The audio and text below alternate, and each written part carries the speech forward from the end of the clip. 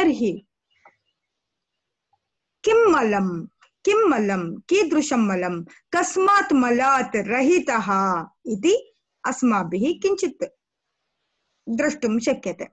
दोण्णीवियप्पहोन्तिहु मलस्य इमं दव्वभावभयेहिं धव्वमलं दुविह्वं बाहिरमभ्यन्तरं चेया इति तिलौयपण्णति ग्रन्थे कथितम्।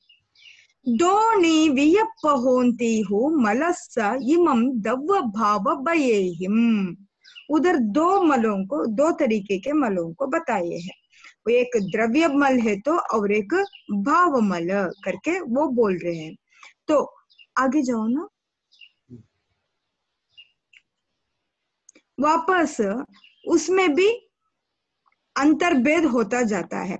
अब द्रव्य मल करके बोले तो ये शरीर के ऊपर जितना भी होता है बाह्य रूप से, स्वेदः किल, स्वेट् होना, स्वेदः, मलमूत्र विसर्जनम, अनन्तरम अस्माकं शरीरस्य उपरि धूलिः उपविशति, है ना, डस्ट बैठ जाता है हमारे इसके ऊपर, हमारे आहार के ऊपर बैठता है, हमारे शरीर के ऊपर बैठता है। ऐसा एक जगह नहीं है जहां पर धूली नहीं हो।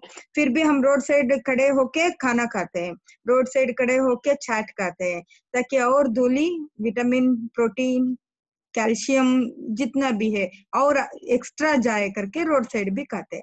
तो जितना हम बाहर स्वीकार करते हैं, अंदर स्वीकार करते हैं, अंदर स्वीकार करे तो भी धूली अंदर जाता है और बाहर स्वीकार करे तो भी धूली अंदर जाता है। तो ऐसा मल को हम निरंतर ग्रहण करते ही रहते हैं और मल को बाहर निकालते ही रहते हैं। तो मल हमारे ऊपर भी बैठा हुआ है, अंदर भी बैठा हुआ है। तो ऐसा जितना भी शरीर के मल निकलता है वो बाह्य मल कहलाता है। और आभ्यंतर मल इत्युक्ते अस्माकं ज्ञानस्य पुरतः ये आवरणानि सन्ति, अष्ट कर्मणः आवरणानि यानि सन्ति तानि इत्युक्ते ज्ञानावरण, दर्शनावरणीय एवं अष्ट कर्मणः कर्मरूपी पापरजः आत्मनः पुरतः ये सन्ति, अनंत ज्ञानं यत् प्रकाशं कारयितुं तत्र न त्यजति ते सर्वे अपि मलम् इत्येव कथितम्। आभ्यन्तरमलम् अन्तः भवन्ति इति कथितम्। तर्हि भावमलम् इत्युक्ते किम्? अज्ञानम्, अदर्शनम् इत्यादि भावमलम् इति कथ्यते। अज्ञानम इत्युक्ते किम? अरे इसके अंदर ज्ञान ही नहीं है, ऐसा बोले तो दोष हो जाता है। ज्ञान नहीं है तो वो जीव पैदा ही नहीं होता, शरीर धारण ही नहीं करता, है ना। ज्ञान है, ज्ञान का न्यूनता हो सकती है, ज्ञान का अभाव नहीं हो सकता, है ना। तो अज्ञानम इत्यस्य ज्ञानस्य न्यूनता नो चेत् मिथ्याज्ञानम् इति स्वीकर्तुं शक्यते। अस्माकम् अन्तः अत्र मिथ्याज्ञानम् इत्युक्ते क्षयोपशमिकज्ञानम् इत्युक्ते मोक्षं गन्तुम् अवरोधनं यत् करोति तत् मिथ्याज्ञानम्। मोक्ष के मार्ग को जाने, मोक्ष के मार्ग की तरफ जाने भी नहीं देगा। हम बोल रहे चलो जैन मंदिर चलेंगे, अरे मुझे इतना तकलीफ है, एक बार मैं हनुमान जी के मंदिर जाके आ जाती हूँ, चालीसा हनुमान चालीसा बोल लेती हूँ, फिर मैं आऊंगी, जरूर आऊंगी, एवं कथयामः किल। तदपि अस्माकं मध्ये हनुमन्तः कामदेवः किल, हनुमन्तः मोक्षं गतवान्, मोक्षं प्राप्तवान्, अथापि वस्त्र सहितम् अस्ति चेत् या अवस्था वर्तते तस्य वयं नमनं न कुर्मः। अतः वयं किं कुर्मः? तीर्थंकर भगवतस्य, अरहत भगवतस्य, केवली भगवतस्य एव नमनं कुर्मः। तेभ्यः यदा केवल ज्ञानं सम्पन्नं तदानीमेव ते अर्हाः अभवन्, योग्यतां प्राप्तवन्तः अन्येभ्यः बोधयितुं, ज्ञानं प्रसारयितुं। तादृशं तेषां स्थितिमेव वयं नमनं कुर्मः। अतः अत्र व्यक्तेः नमनं न, गुणानां नमनं भवति। अस्तु, अतः मिथ्याज्ञानम् इति कथितम्। मति श्रुत अवधि इत्यादिकं यदस्ति अत्र तस्य गमनम् अस्ति, ग्रहणम् अस्ति। अनन्तरं अदर्शनम्, अदर्शनम् इत्यस्य दर्शनम् इत्युक्ते दृश् इति दृश्यते। दृश् इत्युक्ते देखना करके होता है, मगर इधर अदर्शन यानी श्रद्धा करके लिया हुआ है। क्यों ऐसा लिए, ऐसा क्यों लिए? क्योंकि जो श्रुतज्ञान है, जो श्रुतज्ञान के अंतर्गत ये अवलोकन नहीं आता, इसलिए बाहर का जो अवलोकन रहता है ना, वो श्रुतज्ञान के अंतर्गत नहीं आता। इधर मति श्रुत अवधि मन पर्य केवल ज्ञानम अस्य अनुसरेण अत्र अदर्शनम इति स्वीकृतम। इसलिए श्रद्धा तत्वार्थ श्रद्धानम एव सम्यक दर्शनम किल। अदर्शनम इत्युक्ते कस्मात् कारणात् भवति, दर्शनमोहस्य उदयेन दर्शनं भवति। कः अर्थः तत्र इत्युक्ते सम्यक्त्व मोहनीय प्रकृतिः इति तत्र ग्रहणीयम्। अनन्तरं अदर्शनम् इत्युक्ते तत्र दर्शनम् इत्युक्ते मतिश्रुत अवधि मनपर्य केवल ज्ञानं स्वीक्रियते। अवलोकनं यदस्ति तत् मति न श्रुत अनन्तरं मनपर्य केवल ज्ञाने न अंतर्भवति। अतः अत्र दर्शनम् इत्यस्य श्रद्धा इति स्वीकृतम्। ईदृशं भावमलम् अपि यदस्ति तादृशेषु मलेषु पृथक् तेषां विनाशं कृत्वा यः अस्ति सः अमलत्वं प्राप्तवान्, शुद्धः सः, मलरहितः सः एव अमलम् इति कथ्यते। जो मल के रहित है, मलमूत्र विसर्जन है क्या अपने तीर्थंकर भगवान को? नहीं है। आहार का ग्रहण है क्या? नहीं है, है ना। तो स्वेद है क्या? स्वेद भी नहीं है। उनका परमौधारिक शरीर है तो धूली भी नहीं बैठता, है ना। तो बाह्य मलों से तो वो रहित ही है। और अगर नहीं, द्रव्यमल से रहित ही है। भावमलं स्वीकुर्मः चेत तत्र चत्वारि कर्मान् सः नाशितवान्, अष्टकर्मान् सः जितवान् अस्ति। अतः अमलं निर्मला इति कथयितुं शक्यते। अनन्तरं सम्यक् दर्शनं, किञ्चित् अग्रे गच्छतु, अग्रे गच्छतु। सम्यक् दर्शनम्, सम्यक् दर्शनस्य विषये तु वयं सर्वे जानीमः एव, पुनः पुनः अहं न वदामि। सम्यक् दर्शनम् इत्युक्ते अत्र सम् उपसर्गः, अनन्तरं दृश् इति धातुः वर्तते। समञ्चति इति सम्यक् इति तस्य अर्थः। को अर्थः? समञ्चति इत्युक्ते किम्? समञ्चति इत्युक्ते युक्तियुक्त सहितेन तस्य ग्रहणं यदस्ति तदेव समञ्चति इति कथ्यते। उन्हें अच्छे से मालूम पड़ जाता है यही सही है, यही गलत है, यही तो दर्शाता है सम्यक दर्शन, है ना।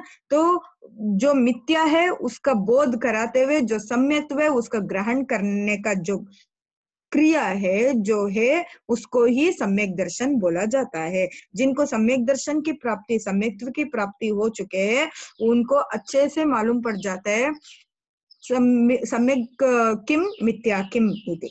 अतः युक्ति युक्ता समञ्चति इति सम्यक् इति ग्रहणं भवति। तादृशं निर्मलं सम्यक् दर्शनं मलरहितम्। अत्र मलरहितः कः अस्ति? अरहन्त भगवान् अस्ति, परमौधारिक शरीरेण सह युक्तः अस्ति। अनन्तरम् अत्र किमर्थं तादृशं कथितं? किमर्थम् इत्युक्ते सम्यक् दर्शन यत् युक्तियुक्तं बोधयति। अनन्तरं बोधं, बोधं वृत्तं, बोधवृत्तम्। अत्र बोधः इति शब्दः पुल्लिंगे अस्ति। सबको मालूम पड़ रहा है ना? समझ में आ रहा है? किसी को भी बहुत संस्कृत हो गए तो वक्तुं शक्यते, न अवगतम् अस्तु वा? चाट् मध्ये लिखन्तु। बोधवृत्तम् इत्युक्ते अत्र बोध इति शब्दः पुल्लिङ्गवाचके अस्ति। बुध इति धातुः घञ् इति प्रत्ययः। बुध इत्युक्ते किं? ज्ञानं। ज्ञानं किं कारयति? जागृतिं कारयति किल। ज्ञानं किं कारयति? अस्मान् शयनं कर्तुं त्यजति वा तत्? हमें नींद आती है क्या? अगर ज्ञान का विकास हो गया तो एक अच्छा वाला चिंता है तो भी हम सो नहीं पाएंगे, बुरा वाला चिंता है तो भी सो नहीं पाएंगे। तो उधर क्या काम कर रहा है? ज्ञान ही काम कर रहा है। तो ज्ञान क्या करा रहा है? जागृति करा रहा है। बार बार चिंतन करते हैं तो जागृति हो रहे हैं हम लोग, है ना। तो ऐसे ही बुध इत्यस्य अर्थः ज्ञानं जागृति इति अर्थः। अत्र बोध इति शब्दः यः अस्ति तेन सम्यक् ज्ञानम् इति स्वीकरणं भवति। यत् ज्ञानं जागृतिं ज्ञानं प्रकाशयित्वा जागृतिं कारयति तदेव बोधः, तदेव सम्यक् ज्ञानम्। अर्थमभवत् वा? यदा तत्त्वार्थानाम् उपरि श्रद्धा भवति तदा श्रद्धायाः कारणात् एव ज्ञानम् अन्तस्तात् प्रकाशितं भवति, अस्मान् जागृतिं कारयति। जब वो विचार अपने अंदर आ गया तो हमें सोने नहीं देता, है ना। तो इसके लिए ज्ञान हमेशा जागृति कराता है। और वृत्तम, जब सम्यक दर्शनम जातम सम्यक ज्ञानम अपि सम्यक अस्ति चेत सः अविचिन्त्या वा विचिन्त्या वा व्रते तल्लीनः भवति। अगर किसी को भी ये सही नहीं है, ये सही मार्ग है, इसका बोध हो गया, तो मोह नहीं है तो वो तुरंत वैराग्य धारण कर लेते हैं। हमें तो तब से मालूम है, कितने सालों से मालूम है, हाल हमारा वैराग्य जागृत नहीं हुआ, है ना। तो इसका जो अंदर जो हमारा मोह है वो हमें अपने बच्चों से बांध के रखा हुआ है ना। जिनको उसका भी जागृति की परिपक्वता हो जाती है, उस ज्ञान का भी परिपक्वता हो जाती है और मोह छूट जाता है, तब वो वैराग्य भावना में आ जाते हैं, है ना। तो जिनका भी घर में क्लेश है, अरे संसार बस हो गया, कहीं पर भी देखो दुखी दुखी करके बाहर निकल के आते हैं, ऐसा नहीं है, ऐसा नहीं है। जिनके अंदर वैराग्य जागृति हो गया, वो बहुत अच्छा घर है, बहुत प्यार है, तो भी बाहर निकल के आ जाते हैं। वो संसार से दुखी होकर, यानी अपने बंधु जनों से दुखी होकर घर से बाहर आए, ऐसा नहीं है किला, सत्यम किला। जिनके अंदर वो ज्ञान का प्रकाश हो चुका है, मोह को नाश कर चुका है, मोह को नाश नहीं क्षयोपशम कर चुका है या थोड़ा उपशम भी कर चुका है, तो वो तुरंत उनके अंदर वैराग्य जागृति हो जाती है। जब मोह का नाश हो जाता है, केवल ज्ञान संपन्न हो जाता है ना। तो ऐसा, तो इसलिए बोलते हैं जो भी सम्यक दर्शनम तस्मिन् मार्गे भवति अनंतरम सम्यक ज्ञानम अपि अवगच्छति, ज्ञानस्य अंतस्तात् प्रकाशनम कुर्वन् भवति, तदानीं सः व्रते निरतः भवति। यः तस्मिन् सम्यक दर्शने सम्यक ज्ञाने वर्तते सः एव सम्यक चारित्रवान्, है ना। जिनको भी सम्यक दर्शन का लाभ हो रहा है, सम्यक ज्ञान का लाभ हो रहा है, तो अपने आप वो क्या करते हैं, उसमें रह जाते हैं। वो उसमें जो रहना होता है वही क्या बोलते हैं, चारित्र, सम्यक चारित्र बोलते हैं। तो सम्यक चारित्र ऑटोमेटिकली हो जाता है। जिनको श्रद्धा रहती है, पढ़ने का रहता है, तो वो क्या करते हैं, आहार की अपेक्षा नहीं रखते। बच्चों को कार्टून देख रहे, बच्चे कार्टून देख रहे तो उनको भूख लगता है क्या? नहीं। तो बच्चों को कुछ खिलाना है तो कार्टून डाल के हम खिलाते हैं ताकि उसको मालूम ना पड़े, टेस्ट ना मालूम पड़े, कुछ खिलाए तो भी मालूम ना पड़े, है ना, कार्टून डाल के खिलाते हैं, है ना। तो ऐसा ऐसा हम लोग टेक्निक अपनाते हैं ताकि मालूम ना पड़े।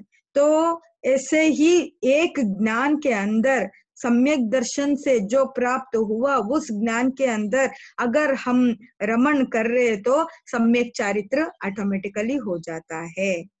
तो इसलिए एक ही टाइम आहार का ग्रहण करते हैं मुनि महाराज, एक ही टाइम पानी का ग्रहण करते हैं ताकि वो निरंतर उस ज्ञान में, उस दर्शन में रमण करे। किल सम्यक चारित्रम वर्तते, वृत प्लस ता, वृत इति धातु, वर्तते इति वृत्तम। वृत्तम इत्युक्ते किम, जीवितम, वर्तमानम, कस्मिन् जीवति सः सम्यक दर्शन सम्यक ज्ञाने एव सः रमणं करोति, जीवनं करोति। सः तस्मिन्नेव वर्तते वर्तमाने इति सः वृत्तं सम्यक् चारित्र संपन्नः इति कथ्यते। अत्र किं कथितं, सम्यक् दर्शनम् इति कथयित्वा, सम्यक् दर्शनम् इति यत् रत्नत्रयेषु प्रथमं वर्तते तस्य कथनं कृतवन्तः। अनन्तरं बोधम् इति कथयित्वा द्वितीयस्य रत्नस्य सम्यक् ज्ञानस्य कथनं कृतवन्तः।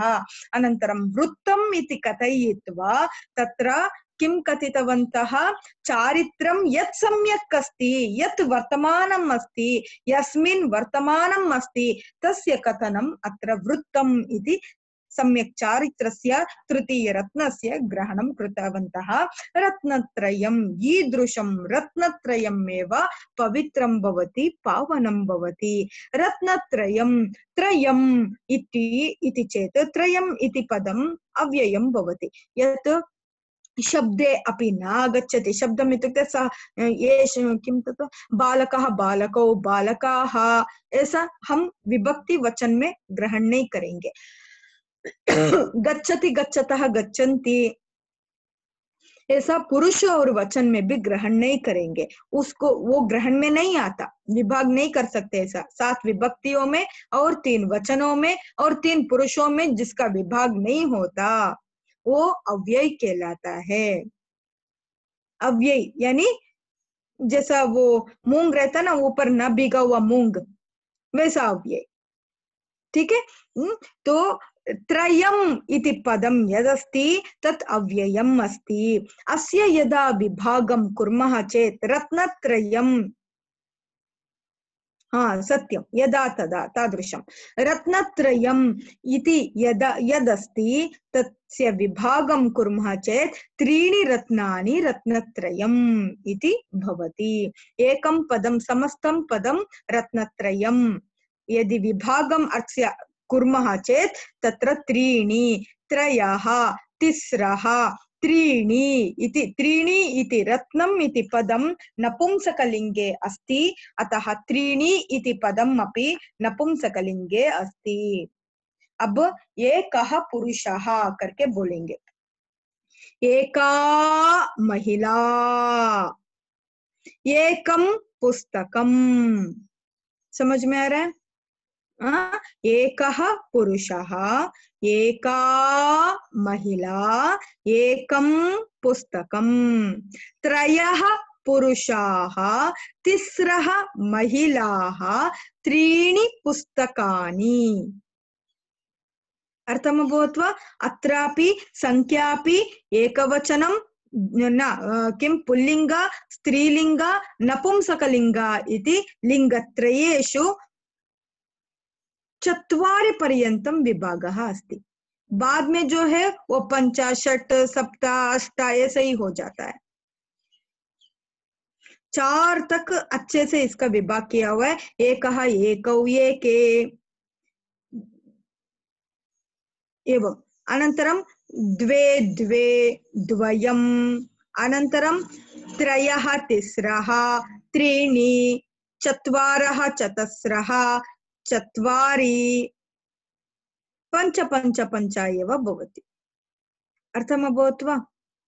अतः अत्र त्रीणि रत्नानि, रत्न जो पद है वो नपुंसक लिंग में है, इसलिए त्रीणि करके पद भी नपुंसक लिंग में है।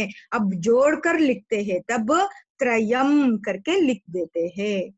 अर्थम अभवत्? रत्नत्रयम, रत्नत्रय को तो हम जानते ही है, सम्यक दर्शन, सम्यक ज्ञान, अनंतरम सम्यक चारित्रम। अमलम, अमलम न किं तद् पावनम, पावनम किम् अस्ति? रत्नत्रयम पावनम अस्ति। स्क्रीन मध्ये दर्शयतु। पवित्रम, पवित्रम इति अपि अस्य समानार्थकपदं वर्तते। पवित्रम पावनम इति अस्य समानार्थकपदं। पावनम इत्युक्ते किम्? शुद्धम् इति अर्थः किल? अत्र पावनं पावत्ययनेति, त्ययनेनेति इति कथ्यते। कः अर्थः तत्र इत्युक्ते पू इति धातुः निच् इति प्रत्ययः, पू इति धातुः निच् इति प्रत्ययः तत्र ल्युट् आगतम् अस्ति इति तदानीं पावनम् इति रूपं सिद्ध्यते। तर्हि सिद्धः पवित्रे पावयितरि च त्रि इति अभिधान चिन्तामणि मध्ये कथितम्। यदा सिद्धः भवति तदानीमपि पावनम् इति कथ्यते। अनन्तरं पवित्रम् अपि पावनम् इति कथ्यते। पावयितम् इत्यपि पावयितरम् इत्यपि पावनम् इति शब्दमेव सूचयति। एवम् अत्र त्रीणि सिनोनिम्स् समानार्थक पदानि सन्ति। पावनम् इत्युक्ते तत्र पवित्रं शुद्धम् इत्यपि अस्माभिः स्वीकर्तुं शक्यते। किं पावनम् अस्ति? रत्नत्रयं पावनम् अस्ति। अत्र रत्नत्रयम् इति नपुंसकलिङ्गे अस्ति, अतः पावनम् इत्यपि नपुंसकलिङ्गे एव स्वीकृतम् इति कथयितुं शक्यते। अनन्तरं मुक्तिश्री इति कथितम्। मुक्ति इत्युक्ते वयं सर्वे जानीमः। मुक्ति यानी क्या है हम सब जानते हैं। स्वतंत्रः किल? स्वतंत्रः तो अच्छा हुआ मुझे इससे मुक्ति मिल गया बोलते हैं ना हम लोग। तो सिद्ध लोग पदार्थ लिए क्या आप? नहीं, इससे स्वतंत्रता को प्राप्त कर लिए, है ना। अच्छा हुआ ये छूट गई, है ना। अच्छा हुआ हमें इससे मुक्ति मिल गई, यानी स्वतंत्रतां प्राप्तवन्तः अस्मात् इति अत्र अर्थः भवति। क्या हुआ?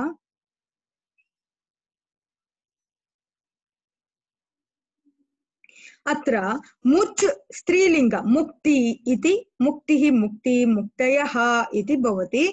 मुच् इति धातुः तिन् इति प्रत्ययः। मुक्तिः इत्यस्य स्वतन्त्रः इति अस्माभिः कथयितुं शक्यते। अनन्तरं श्री इत्युक्ते अपि, श्री इत्युक्ते सम्पत्ति इति अर्थः। श्री अपि स्त्रीलिङ्गवाचक शब्दम् अस्ति। श्रीः श्रियौ श्रियः इति शब्दः भवति। श्री इति धातु क्विप् इति प्रत्ययं यदा आगच्छति तदा श्रीः श्रियौ श्रियः तादृशं रूपं सिद्ध्यते। अस्य अर्थः सम्पत्ति इति अस्ति। स्वतन्त्रं यदा प्राप्नुमः तदानीं किं श्री भवितुं शक्यते? स्वतन्त्रं यदा प्राप्नुमः तदा कीदृशीं श्रीं अस्माभिः प्राप्तुं शक्यते। जब हम स्वतंत्र हो गए तो कैसे श्री के साथ स्वतंत्र हो गए? राहुल भ्राता हसन अस्ति, किम् अभवत्? जोक कर रहे क्या दीपक जी? किम दीपक जी, किससे स्वतंत्रता को प्राप्त किया आपने? नहीं, जोक नहीं, अभी मैं ऐसी भैया को बता रहा था कि जैसे श्री के बाद भी इतना एक छोटा सा प्रत्यय या कुछ लग के उसका अर्थ भी और हो जाता है, लेकिन हम वो एक डॉट को भी पढ़ते नहीं है, तो उससे कितना अर्थ बदल जाता है। हम फास्ट फास्ट पढ़ने जाते हैं। हाँ, सत्यम सत्यम सत्यम। हाँ, तो ऐसा बदला हुआ अर्थ भी आपने कुछ निकाले? नहीं, पढ़ने में ध्यान से निकल जाता है। अस्तु। मुक्ति इत्युक्ते स्वतन्त्रम्। स्वतन्त्रं कस्मात्? जन्म मरण जरात् भव स्वीकरणात् स्वतन्त्रं प्राप्तवन्तः। तर्हि अस्माकं सार्धं यदा स्वतन्त्रं प्राप्तवन्तः तदानीं सुखम् अनुभवामः किल? कीदृशं सुखम् अनुभवामः? तत्र सम्पत्तेः सुखम् अनुभवामः। कीदृशं सम्पत्ति सा इत्युक्ते तत्र ज्ञानमेव सम्पत् किल? श्री इत्युक्ते अत्र यदि लक्ष्मी इति स्वीकृतं चेतदपि किं तत् मोक्षलक्ष्मी इति कथयामः। मोक्षम् इत्यस्य अपि कः अर्थः? मोक्षं प्राप्तम्, इससे छुटकारा मिल गया, मोक्ष मिल गया, मुझे ऐसा लग रहा है मुझे मोक्ष मिल गया, है ना, इससे छुटकारा पा लिए, ऐसा बोलते हैं ना हम लोग। तो जब स्वतंत्रता को प्राप्त कर लिए तब एक सुकून मिला, तो वो सुकून को ही लक्ष्मी कहलाए, सुकून ही लक्ष्मी कहलाया। तो सुकून क्या चीज है उधर? सुकून है ज्ञान लक्ष्मी। इसको लक्ष्मी करके ही क्यों बोले? सरस्वती है ना ज्ञान का, तो फिर इसको लक्ष्मी करके कहते हुए क्यों बोले? सरस्वती तो ज्ञान की बनती है, तो इधर लक्ष्मी क्यों बोले? कोपी वदन्ति वा? सरस्वती ज्ञान की है, तो लक्ष्मी करके, मुक्ति श्री करके लक्ष्मी को क्यों संबोधित करते हैं? बोलिए ना, वदतु, किसी को भी अनम्यूट करो तो। ज्ञान माता वदन्ति अस्ति।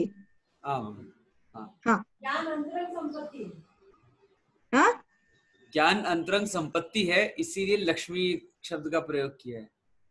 ज्ञान अंतरंग सरस्वती है, संपत्ति है। हाँ, सत्यम है ना। तो संपत्ति के वजह से उसका श्री करके शब्द निकला है ना। सही, उत्तमम उत्तमम माता। संपत् है, संपदः अस्ति इत्येव का इत्यस्य कारणादेव अत्र श्री इति पदस्य ग्रहणं कृतं। तर्हि अत्र संपदः इत्युक्ते किम् इत्युक्ते ज्ञानमेव संपत् किल? ज्ञानरूपी लक्ष्मीं लक्ष्म्यां ते रमणं कुर्वन्ति। मुक्तिं प्राप्य किं कुर्वन्ति? लक्ष्म्यौ ते रमणं कुर्वन्ति इति वदन्ति।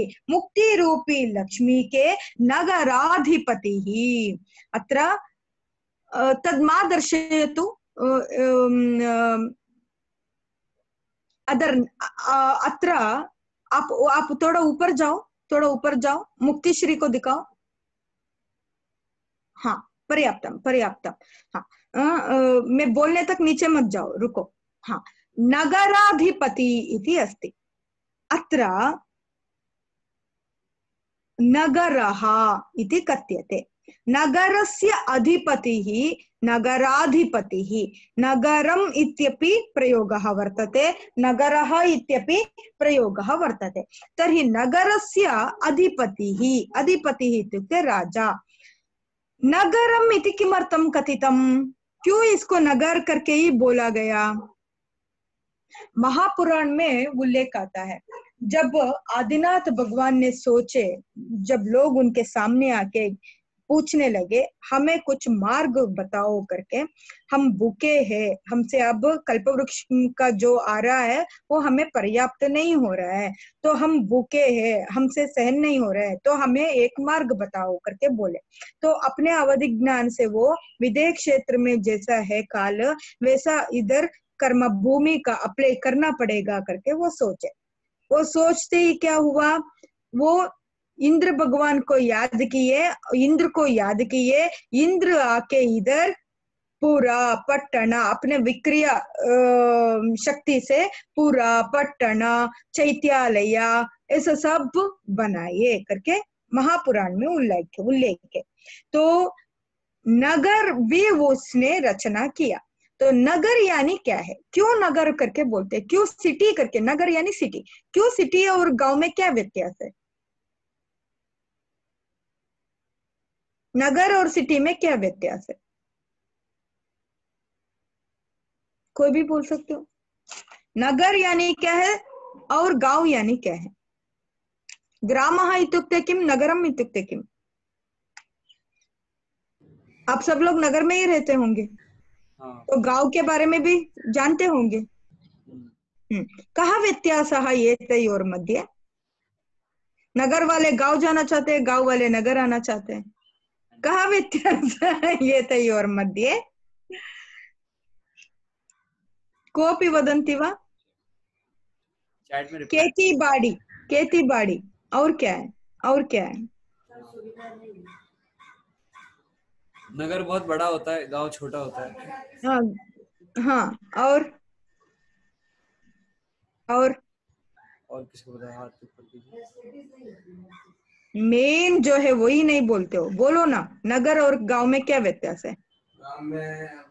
मान्या जैन, हाँ वदतु। हाँ, नगर में सब फैसिलिटीज होती है, गांव में उतनी फैसिलिटीज नहीं होती है। अब गांव जाओ, नगर से ज्यादा फैसिलिटीज है। एक घर कितना अच्छे से बनाते हैं, पूरा कमोड सब बना हुआ रहता है। पहले वो कलश लेके जाते थे, जैसा मुनि महाराज के जैसा, है ना। हाँ, तो नगर और गांव में क्या व्यत्यास है, वापस बोलो, यानी अच्छे से सोच के बोलो। क्यों नगर कहलाता है, क्यों गांव कहलाता है। गांव में शांति होती है, मतलब लोग फ्री होते हैं। नगर में क्यों शांति नहीं होता। लोग बहुत बिजी रहते हैं। नगर थोड़ा गांव से ऊपर है, अपवर्ग है। अच्छा, और नगर नीचे है। नहीं, नगर ऊपर है, गांव थोड़ा कम विकसित है, कम विकसित है। हाँ सम्यक। कीदृश रूपेण किस रूप से वो कम विकसित है, इसके ऊपर ही इस श्लोक का अर्थ जो नगराधिपति निकलता है वो आता है। हाँ, द गांव दे ऑटोमेटिकली लर्न मेनी कलाये। हाँ, मैन मेड नगर एंड नेचुरल ग्राम ना, हाँ तदपि शक्यते। अनन्तरं नघ इत्युक्ते कः अर्थः जानन्ति वा। नघ इत्युक्ते कः अर्थः। हम क्या बोलते हैं, नगर यानी मोक्षपुरी बोल देते हैं, सिद्ध लोक करके बोलते हैं, है ना। नगर में भीड़ ज्यादा होती है, गांव में भीड़ कम होती है। सच्ची में गांव वाले सब नगर में आ गए ना। तो नगर करके इसको क्यों बुलाया गया, नगर करके क्यों बुलाते हैं इसको। नगा शब्द है उसमें, नग का अर्थ क्या है, आप पढ़े हो, ध्यान नहीं रखे हो, आप बहुत बार पढ़े हो, इसको ध्यान नहीं दिए, शब्दों का ध्यान नहीं दिए आप कभी भी, ऐसे ही पढ़ के चले गए, अर्थ निकालते चले गए, शब्द के ऊपर ध्यान नहीं गया आप लोगों का। तो नघा यानी पर्वतः, पहाड़। सम्यक, उत्तमम प्रियंका जी, इंटरनेट से ढूंढ के बोले क्या। नघा इत्युक्ते पहाड़ नहीं, उत्तमं तर्हि नघा इत्युक्ते पहाड़, पर्वतः इति अर्थः। यत्र पर्वतसदृशं भवनानि सन्ति तदर्थं नगरम् इति कथितम्, है ना। तो नगर में कैसा होता है, सिटी प्लानशिप कैसा होता है, सिटी प्लान देखेंगे तो मालूम पड़ता है। पहले वो क्या करते हैं, एक वृत्ताकार बनाते हैं, वृत्ताकार बना के उधर एक नहीं, पहले सिटी प्लानशिप ऐसा रहता है, बीच में, नगर के बीच में चैत्यालय होता है।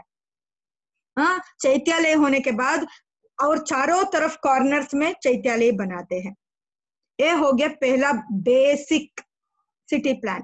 उसके बाद चैत्यालय के लेफ्ट में क्या आना चाहिए, राइट में क्या आना चाहिए, उसमें नगराधिपति है तो उसका भवन कहाँ पर आना चाहिए, उसका भवन के बाद ही ये जो बड़े बड़े व्यापारियों का जो नगर रहता है ना, उधर बहुत समीप में रहता है, उसके भवन के समीप में रहता है। आप ऑब्जर्व करें तो मालूम पड़ेगा आपको। बाद में घर सब होता है, बाद में हम लोगों का निवास स्थान होता है। ऐसा सिटी प्लानशिप में होता है। कहाँ पर नदी के किनारे ही हमेशा सिटी प्लानशिप बनता है, जहाँ क्योंकि पानी की व्यवस्था होना जरूरी होता है। तो सिटी प्लानशिप आप देखेंगे ना, तो हम लोगों को क्या, हड़प्पा मोहनजोदारो, उसका सिटी प्लानशिप जब निकला, तब नया नया न्यूज निकला, तो हम लोग सब लोग देखते रह गए। और नंद्यावर्त करके बोलते हैं भवन का प्लानशिप। किसका किसका किसका नंद्यावर्त नाम था? किनके भवन का नंद्यावर्त? तीर्थंकर भगवान के पूर्व आश्रम के गृह था नंद्यावर्त। किसका? महावीर स्वामी का। महावीर स्वामी का। तो नंद्यावर्त क्यों बोला गया? नंद्यावर्त क्यों बोला गया? वो प्लानशिप है, वास्तु है वो, ठीक है। तो ये ऐसा बहुत सारा ज्ञान है, वो सब ज्ञान को मिलाते हुए एक एक एक शब्द निकलता है। तो ऐसे ही नगराधिपति ही यत्र नघ सदृशम, नघा सदृशम। आप ये क्या प्रथमान योग पढ़ेंगे ना, प्रथमान योग पढ़ेंगे तो उस प्रथमान योग में एक राजा था, उस राजा का व्यवस्था कैसा था, उसके शहर कैसा था, वो कैसा राजा था, इसका विवरण देते हैं, है ना। उसका सिटी कैसा था, उसका विवरण देते हैं। तो उसका रिचनेस को वो बताते हैं। जहां पर राजा रहता है उधर ही उन्नत उन्नत भवनानि आसन ते सुखिनः आसन, ऐसा सब विवरण आता है। उन्नतोन्नत भवन था, अच्छे से भरपूर सुख संपत्ति था उसके राज्य में, सब लोग सुखी से थे, ऐसा विवरण आता है। तो एक नगर का विवरण देते हैं वो, उन्नतोन्नत भवनानि आसन करके। हम बोलते हैं अभी 7 मंजिल भवन को देखेंगे तो यू 7 फ्लोर से 13 फ्लोर से, तब भी ऐसा था। नंद्यावर्त का देखिए आप, तब भी ऐसा था, किला।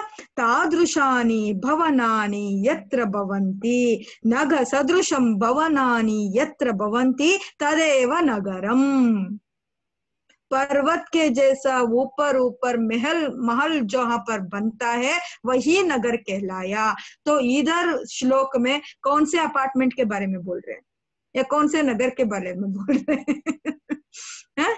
कौन से नगर के बारे में बोल रहे हैं? इधर सिद्धलोक में ऐसा उन्नत भवन बना के रखे है क्या?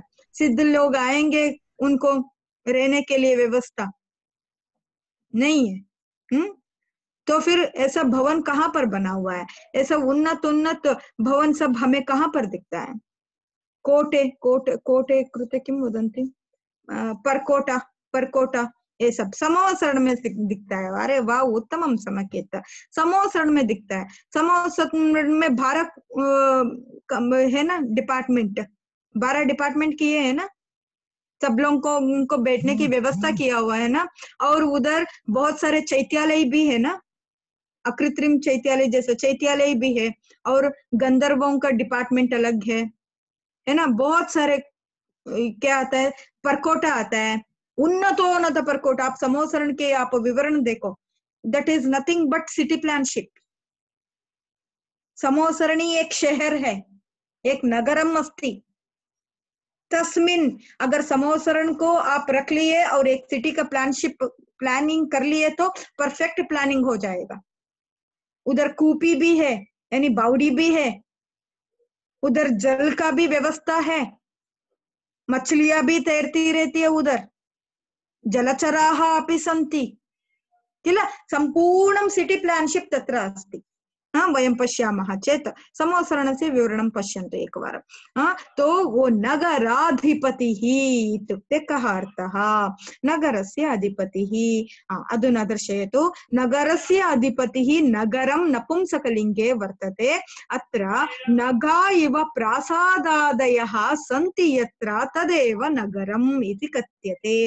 नगा इव पर्वत सदृशं प्रासादयः बिल्डिंग्स भवनानि या संति अत्र यत्र, जहां पर भी पर्वत के सदृश लंबे लंबे भवन जहां पर है उधर नगर नगर करके बोलते हैं, उसको नगर करके बोलते हैं। अभी शॉपिंग मॉल है तो भी कितने लंबे ऊपर ऊपर यानी 3 महल का रहता है, 4 महल का रहता है ना। शॉपिंग मॉल्स भी रहता है, तो उधर ही पीवीआर रहता है। ऐसा सब जो भी दुकान है तो भी लंबा और घर है तो भी लंबा। ऐसा नगर सदृशम नगा सदृशम प्रासादयः सन्ति यत्र तदेव नगरम्।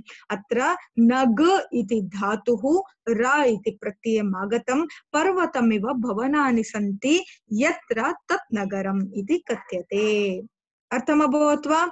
तो नगर कौन सा है? समवसरण है, न तो सिद्धलोकः।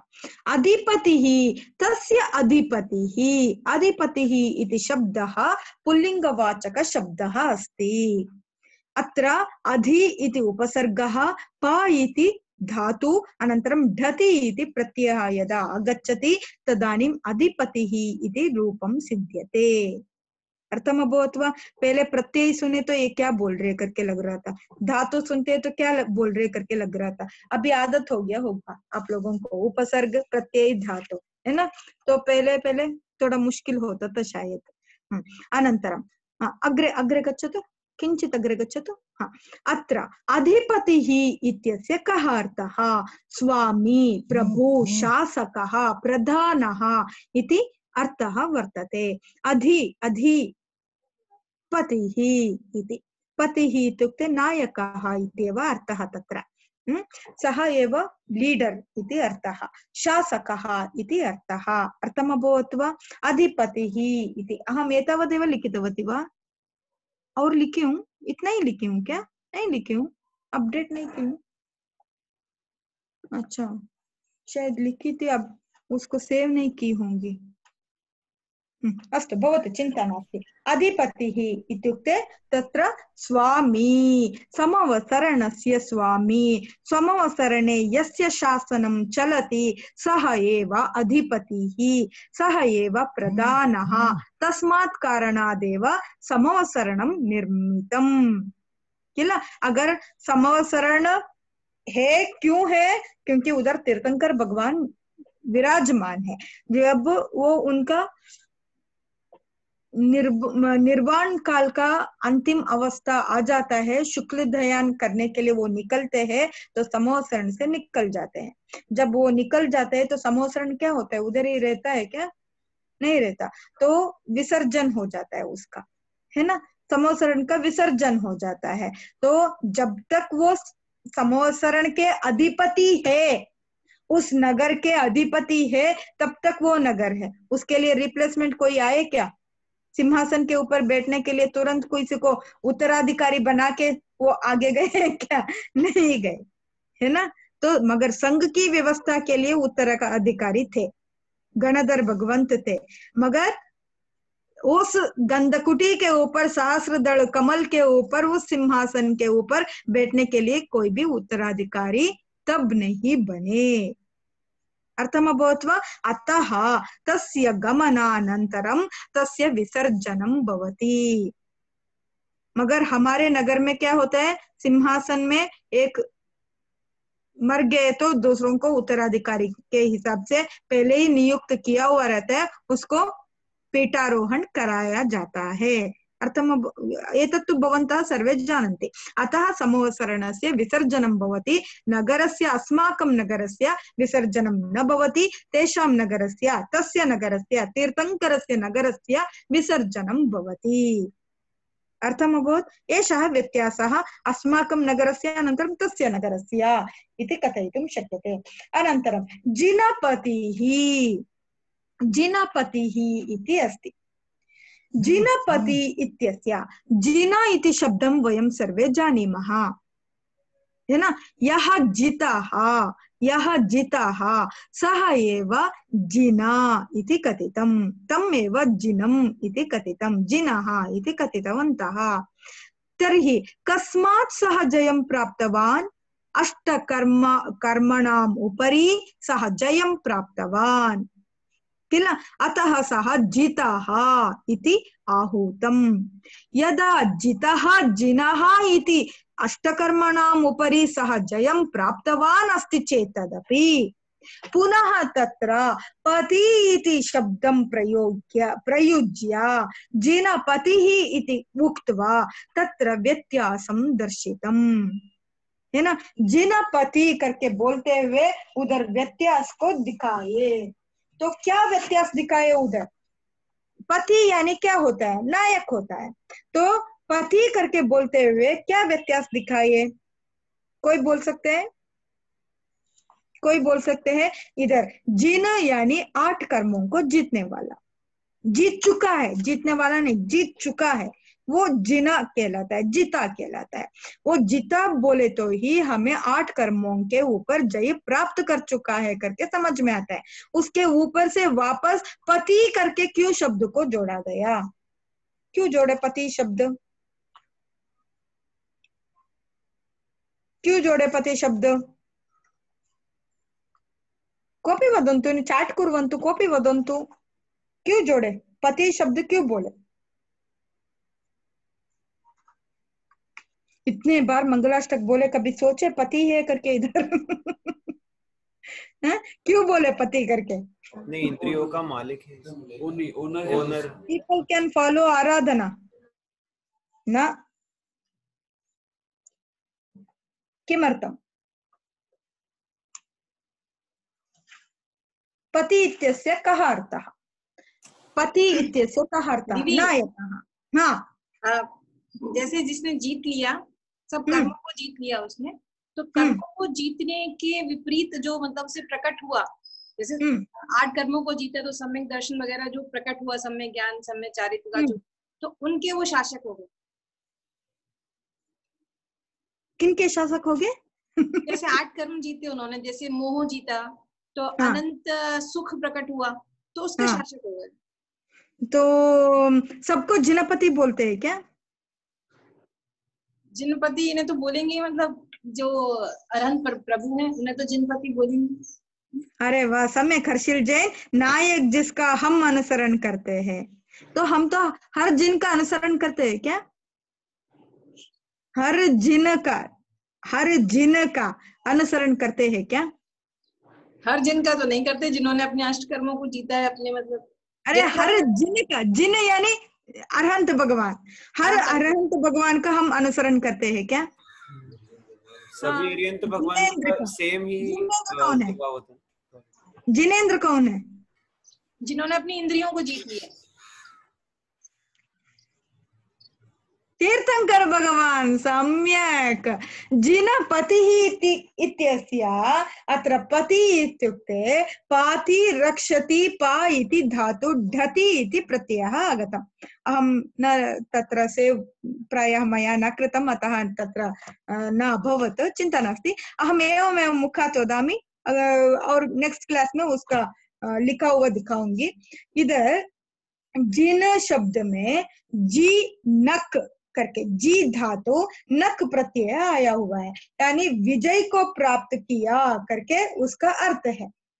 तो जो विजय को प्राप्त किया उसको अर्हत उपाधि मिला, अर्हत उपाधि मिला। अर्ह है, योग्य है। किसके लिए योग्य है? हमें भी उस मार्ग को दर्शाने के लिए योग्य है, पूज्य के लिए योग्य है ना। तो ऐसा हमने निकाले, अर्हत करके हमने बोले। फिर पति करके बोलते हुए पाति रक्षति इति पतिः इति कथ्यते। पा ढति प्रत्ययः अत्र अस्ति। किसी वस्तु का स्वामी, मालिक, आधीश, इसको पति करके बोलते हैं। तो इधर आप जैसा प्रियंका जी उक्तवती, तादृशं सः अष्टकर्मणाम् उपरि यदा जयं प्राप्तवान् तदानीं यादृशं सः सुखं प्राप्तवान्, ज्ञानं प्राप्तवान्, तस्य सः अधीशः, तस्मिन् सः रमणं करोति, तस्य प्रकटनम् अभवत् इति भवत्या कथितम्। अनन्तरं पाति रक्षति इत्यपि तत्र रक्षति इत्यपि अर्थं वर्तते।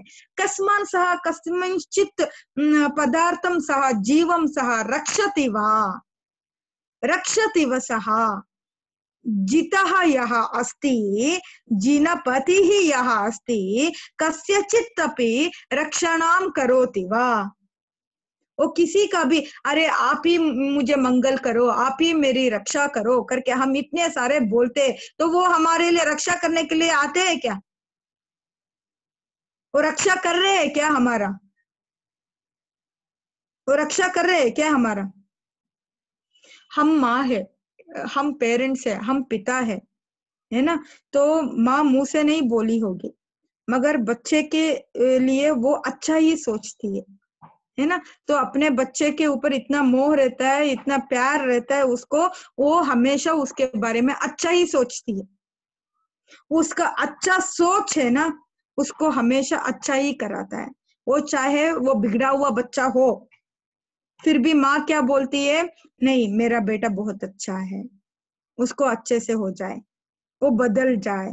ऐसा जो सद्भावना वो भाती है ना, उसकी वजह से भी शायद एक इस भव में से ही अगले भव में ही सही वो बदलने का मार्ग को अपना सकता है ना? तो माँ की वो सद्भावना रहता है ना, वो काम आता है। ऐसे ही जब अरिहंत भगवान बने, केवल ज्ञान संपन्न हुए, तब वो देवेंद्र का आसन कंपन हो गया, उनका वर्गणा उधर तक पहुंच गया। और पहुंचकर क्या बोले, अगर तुम अपना भव का कल्याण करना चाहते हो, उद्धार करना चाहते हो, तो निकलो करके आदेश दिया अंतरंग ने। तब वो अपने कल्याण करने के लिए केवल ज्ञान कल्याण किए। पंच कल्याणों में एक केवल ज्ञान कल्याण है ना। अपने कल्याण करने के लिए, अपने उद्धार करने के लिए वो पंच कल्याण में एक केवल ज्ञान कल्याण वो आचरण किए। और क्या किए, जिन धर्म का प्रभावना भी एक अच्छा पाप का पुण्य का वो संपत है, यानी अंदर लेना है ना। प्रभावना जितना करते हैं उतना पुण्य संपादन होता है। तो ऐसे ही वो जिन धर्म की प्रभावना कराने के लिए वो सर्वान यक्ष ने दोनों हाथों से सब लोगों को वो बुलाया, आओ आओ आओ करके वो बुलाया। वो धर्म चक्र को सिर के ऊपर रखते हुए दोनों हाथों से वो सब लोगों को आह्वानित किया, जिन धर्म का प्रभावन किया, है ना। तो वो वैसे करते हुए जब उनके मुंह से लोगों की ऊपर करुणा जागृत हुई, उत्पन्न हुई, तब वो नहीं बोले दिव्यवाणी, उन्होंने जो ध्वन्यंग है उनका प्रयोग करते हुए, चलो भाई इतने सारे लोग आ गए, बैठ गए, चलो हम चालू करेंगे। नहीं, ऐसा नहीं हुआ, है ना। ऐसा नहीं हुआ। उनको कल्याण करने के लिए अगर मैं कुछ भी बोलूंगा तो उसका ग्रहण करने वाले भी व्यक्ति होना ना। अगर वो व्यक्ति के रहते हुए वो उनका दिव्यवाणी निरायास किरा, इसलिए सर्वांग से किरा करके वो बोलते हैं, है ना। तो उनका निरायास से हम च च ज ज ना बोलने के लिए दोनों दांत हमारा काम करता है, तथा ददा ना बोलने के लिए जीभ काम करता है, पापा बाबा बोलने के लिए हमारा ये जो अदर है वो काम करता है। उनका कुछ भी ऐसा काम किया क्या? काम नहीं किया, निरायास से निकला। तब जब वो वाणी जो निरायास से निकला वही हमारा रक्षण ऑटोमेटिकली कर दिया। वो किए आके आप लोगों की रक्षा करके नहीं, उनके वाणी ने वो काम कर दिया, है ना। तो उन्होंने अपने अपने भवों में अपना अपना उद्धार के मार्ग सोच लिए। तो वो रक्षा किए कि नहीं किए? वो बोलते हैं अरे वो कैसे रक्षा कर सकते हैं, वो थोड़ी आ सकते हैं। अरे वो आकर आपके हृदय में बैठ गए ना, या आपने उनको अपने हृदय में बिठा लिए ना, तो अपने आप रक्षण मिल जाता है। उनके गुणों का जो आराधना हम करेंगे, आदर हम करेंगे, तो हम अपने आप को रक्षा कर लेंगे, है ना। उन गुणों के जरिया, उस वाणी के जो ज्ञान है उसके जरिया हमारे लिए रक्षा तो हर कदम में मिलता रहता है। तो इसलिए पाति पति इत्युक्ते पाति रक्षति इति पतिः।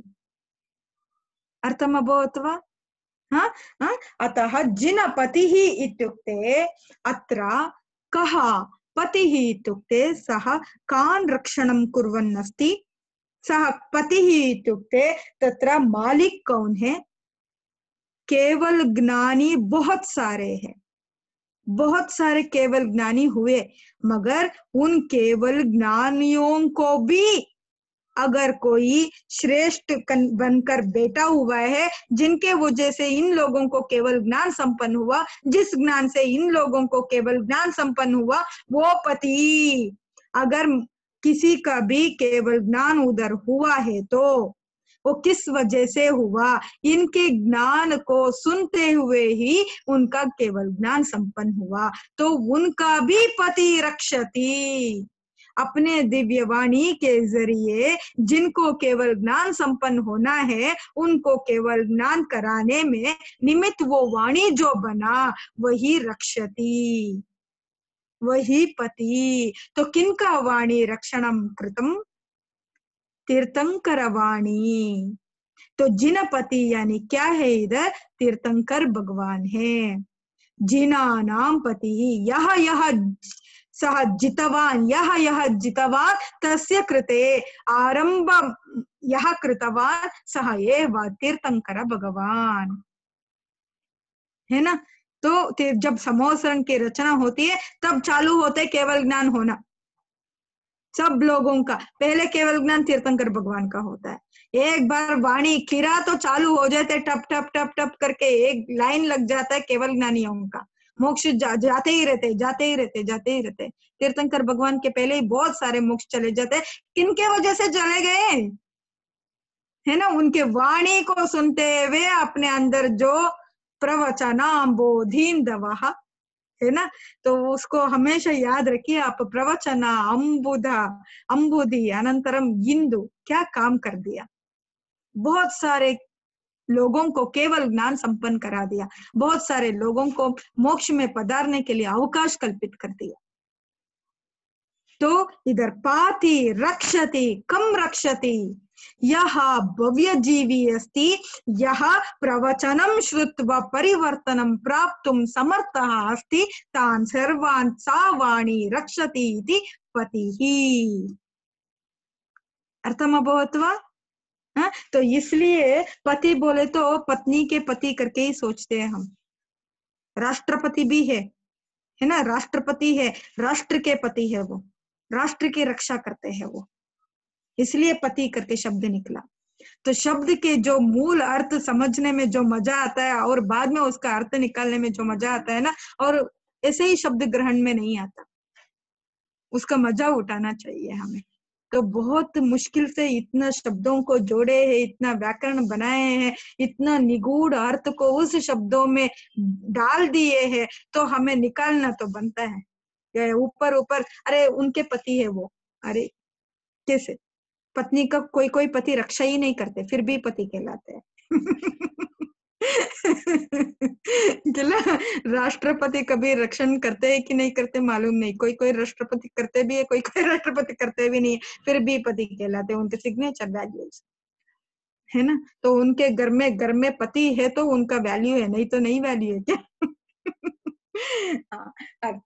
अस्तु, पति इत्युक्ते पाति रक्षति इति पतिः। अतः अत्र यः प्रवचन तस्य प्रवचनेन तस्य दिव्यवाण्या सर्वान् रक्षति, प्रवचनद्वारा मार्गदर्शनं करोति, सः एव पतिः, सः एव जिनपतिः तीर्थंकरः, जिनानां पतिः जिनपतिः। जिनानां केवल ज्ञान संपन्नानां पतिः सः एव जिनपतिः, सः एव तीर्थंकरः इति अस्य अर्थः। अर्थमभवत् वा? इसमें कोई डाउट है, संशयः वर्तते? कल बहुत अच्छे से प्रयास किए। इधर एक काम हो रहा है, मालूम है क्या है हो रहा है? मालूम है? ये वृद्धाः सन्ति, आप लोगों को वृद्ध नहीं बोल रही हूँ, क्षमा कर दीजिए। ज्ञान वृद्धाः सन्ति, अस्तु, वयोवृद्धाः न, ज्ञान वृद्धाः सन्ति, ते सर्वे अपि प्रयत्नं कुर्वन्तः सन्ति। ये बालकाः सन्ति, ते सर्वे प्रयत्नं कुर्वन्तः सन्ति। ये मध्यवयस्काः सन्ति, ते प्रयत्नम् अपि न कुर्वन्तः सन्ति। वो तो शायद कमाने में बैठे हुए हैं। सुनेंगे कमाएंगे, सुनेंगे कमाएंगे। किल अतः जाड्यं मा वहतु, प्रयत्नं करोतु, प्रतिदिनं 5 वाक्यानि। अहं करेक्शन करोमि। उधर बहुत अच्छे से मुझे ये समझ में आया, जो संभाषण शिविर में वाक्य का प्रयोग हुआ उसमें मैंने लिखना पढ़ना नहीं सिखाई, इसलिए लिखने में पढ़ने में आप लोगों का दोष हो रहा है। बाकी सब बहुत अच्छे से लिख रहे हो, बहुत अच्छा लगा मुझे। अरे वाह, सम्यक संभाषण शिबिरं सफलं जातम्। उत्तमं, बहु सम्यक् प्रयासं कृतवन्तः, अहं बहु सन्तुष्टा। अतः लेखनसमये अक्षरदोषाः भवन्ति, तत् वयं सम्यक् कुर्मः, चिन्ता नास्ति, तदपि गच्छति। अधुना आरम्भः अभवत् किल, सम्यक् भवति। 5 वाक्य लिखन्तु लिखन्तु लिखन्तु।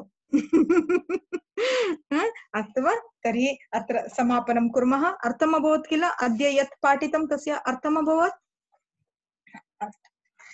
सम्यक् दर्शनबोधवृत्तममलम् रत्नत्रयं पावनम् मुक्तिश्रीनगराधिनाथ जिनपत्युक्तोपवर्गप्रदः धर्मसूक्तिसुधा च चैत्यमखिलं चैत्यालयं श्रयालयम् प्रोक्तं च त्रिविधं चतुर्विधममि कुर्वन्तु नो मङ्गलम्।